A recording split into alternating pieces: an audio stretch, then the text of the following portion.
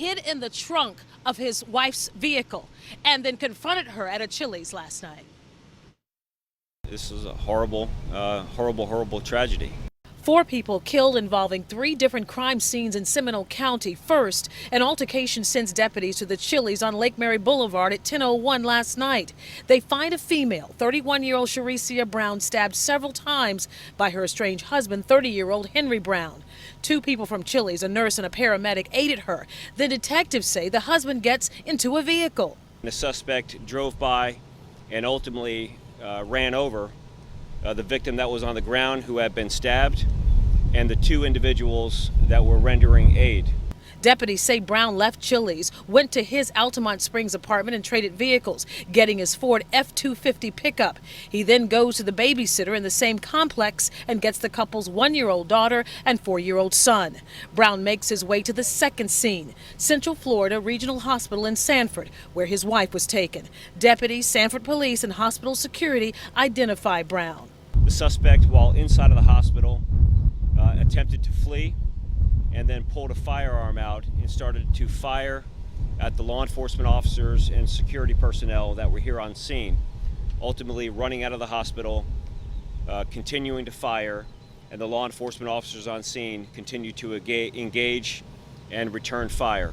That led to a vehicle pursuit that ended at the final scene at I-4 and 1792. Detectives say Henry Brown killed his 2 children and then committed suicide. Now, the children's mother, 31-year-old Sharicia Brown, was treated here, brought here to Central Florida Regional Hospital, where she died. The other 2 people who were trying to aid her, they're also treated here. One, we were told, is still in intensive care. Now, the couple had shared custody of their children. And one other thing you need to know, back in December, there was a domestic battery that was filed in December of 2015. The mother filed for an injunction. She got it in January of this year. I'm Gail Pascal Brown, live in Seminole County for WESH 2 News. Gail, thank you. And we continue our team coverage at the Altamont Springs apartment complex, where the suspect went after leaving the restaurant last night to get his kids. WESH 2's Greg Fox is there. Greg, what are you learning? And somewhere around 10:30 to 11 o'clock last night, after he had left that Chili's restaurant, Henry Ramon Brown showed up here at the home he used to share with his wife and children. It's the Crescent Place condominiums, and he came here, as Gail mentioned, to switch vehicles and also to retrieve the couple's 2 children, a 4-year-old boy and a 1-year-old girl.